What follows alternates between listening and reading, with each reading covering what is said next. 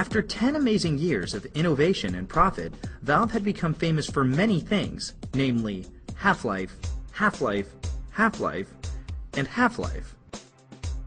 Though they had acquired some outside mods, such as Counter-Strike, and developed a few projects like Portal, these had always been tied back to Half-Life. So as was typical with Valve, they surprised the gaming world again when they announced that their title for 2008 would not involve Half-Life in any way, shape, or form. Rather, instead of Half-Life, their next game would feature Undeath.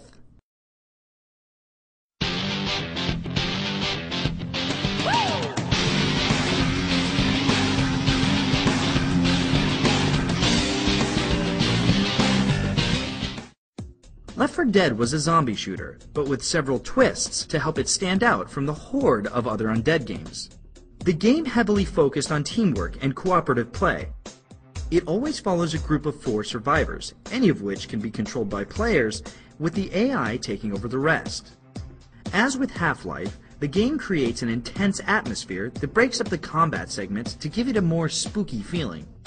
To this effect, Valve created the Director, a persistent AI that changes the game depending on how the players are doing. For example, if 4 expert players are dominating, the Director will spawn fewer ammo and health packs and more zombies, while zapping out more lights along the way. Or, if one player is doing pretty poorly with his 3 bot companions, the game will lessen the zombie horde and offer up more health packs. As such, the game plays differently every time gamers shoot their way through the 4 campaigns, adding to the replay value. Since the undead has become popular in entertainment culture again, and given Valve's immaculate image, it was no surprise that the game was a huge hit, and Valve promised added goodies to come with DLC.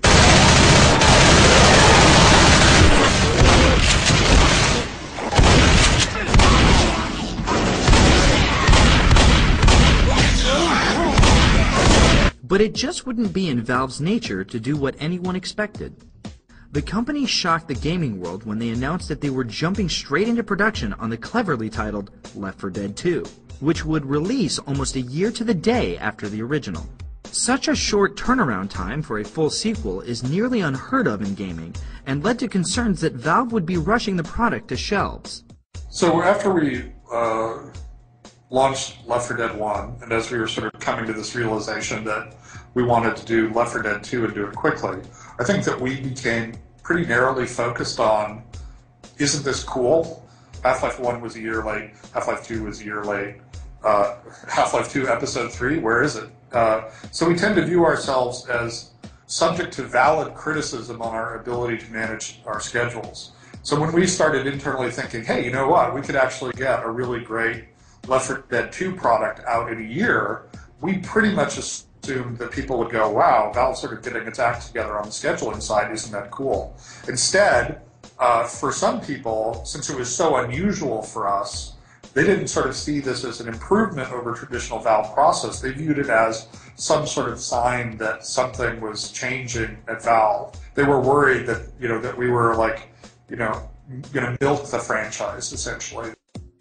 Worse, fans of both the original Left 4 Dead and of the Half-Life series felt betrayed. Left 4 Dead gamers feared that this sequel would supplant the release of DLC for the original game, and would split the online community between the 2 products. I cannot believe you just shot me! A number of disgruntled fans began a group promising to boycott the sequel. In barely a month, tens of thousands of fans signed up. Meanwhile, those waiting for Half-Life 2 Episode 3 saw their hopes dashed, since Valve seemed more interested in making infected zombies than headcrab zombies. But always conscious of Valve's community, Gabe Newell himself has publicly addressed gamers' concerns, stating that more DLC and patches for the first game are forthcoming. They're coming! And indeed, Valve has already released 2 DLC updates, introducing a new multiplayer mode and a new mini-campaign. The interesting thing about Left 4 Dead 2 is that nobody on the team is like saying, okay, we need to turn around and ship Left 4 Dead 3 in 12 months. And despite the burgeoning boycott, Left 4 Dead 2 has received more pre-orders than its predecessor.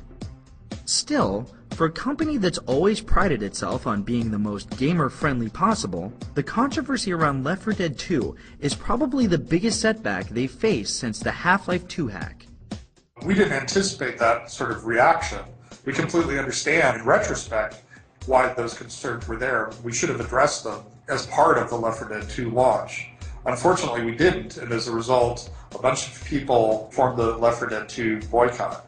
So our response was, this is a really legitimate set of concerns by these guys, and we need to talk to them and make sure they understand what the thinking was and what the choices that we're making, and get them comfortable that this is, consistent with Valve's traditional philosophy of giving people lots of value, of continuing to support Left 4 Dead 1. And eventually, we actually brought two of the leaders of the boycott group out to Valve.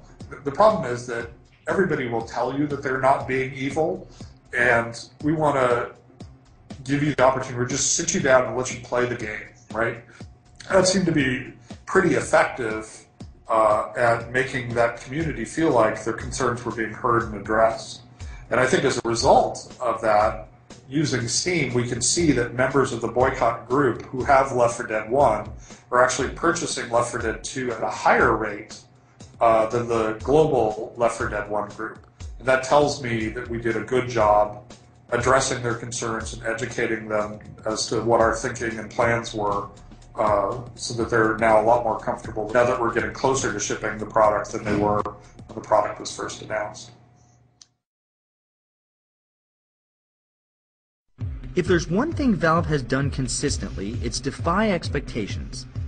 No matter what it is they do, from developing games to launching digital platforms, Valve has always carefully taken a look at itself and the state of the industry in order to find new ways to push boundaries and change paradigms. As with any industry, most gaming studios keep to the safe road with established genres or franchises, innovating very little to be sure that the title sells. But Valve continually takes risks and gambles that no one else has dared, occasionally finding themselves in trouble, but always pulling through with tremendous sales and a sterling reputation. All from the minds of two guys who had never made a game, but always knew exactly what they wanted. The right man in the wrong place can make all the difference in the world. Yeah! Did it! They agree with me that you have limitless potential.